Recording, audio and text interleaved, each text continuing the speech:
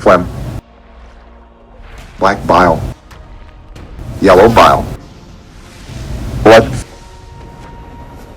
Long ago, the Four humors. lived together in harmony. Then, everything changed when the Greek gods. attacked. Only Hippocrates, the master of all four elements could stop them. But when the world needed him most, he vanished. the ancient Greeks believed that disease was a punishment from the gods, not a result of natural causes. To seek treatment for their illnesses, the Greeks would visit temples which housed priests allegedly capable of communicating with the gods, where patients would ask them for advice in curing their illnesses. These temples essentially functioned as spas that treated patients to warm baths, clean and mineralized drinking water, and rest. However, a unique feature of these temples was the use of snakes I'm a snake. in treatment, as they were considered a symbol of health and associated with a Greek god of health.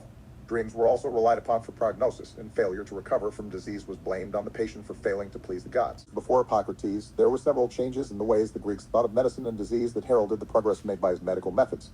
Earlier philosophers theorized that illness had a natural cause despite acceptance of the existence of gods. Also, it was believed that there were four elements, fire, water, air, and earth, that comprised the world and existed in a careful balance. This idea was extended to human health through the assertion that disease is a result of disruption of balance within the body. Hippocrates was a Greek philosopher and physician who is credited with the Hippocratic corpus, a collection of medical principles and observations which provided an early model for modern medical care. Hippocrates elaborated on the theory of health as a balance of elements in the body through the concept of the four humors of the body. These humors consisted of blood, phlegm, yellow bile, and black bile, with each corresponding to one of the previously established four elements in their characteristics. Human disease was caused by an imbalance of these humors, which was what Hippocratic medicine primarily sought to cure. Humoral balance could be influenced by the seasons of a person's lifestyle, or by pneuma, otherwise known as vital air that enters and circulates throughout the body. Hippocratic physicians believed that fever was a disease, and they were actually able to describe manifestations of malaria.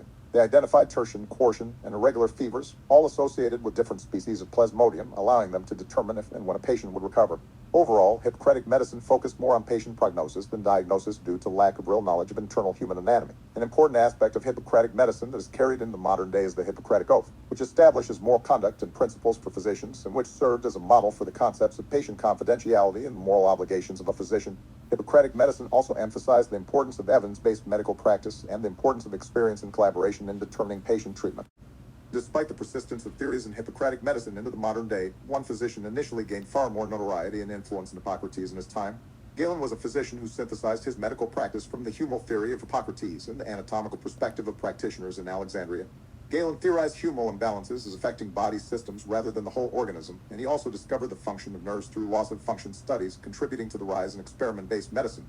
However, Galen based much of his research on animal dissections that were often falsely equated with human anatomy, and he believed in the human body having a master plan that he was sure to uncover. Without leaving doubt regarding his methods, and through his public approval, Galen cemented his medical theories in public knowledge and stunted the development of the medical field. One such theory was bloodletting, which infamously persisted until the late 19th century. It was believed the blood was the dominant humor and excess must be purged. This practice unfortunately led to the death of our first president, George Washington.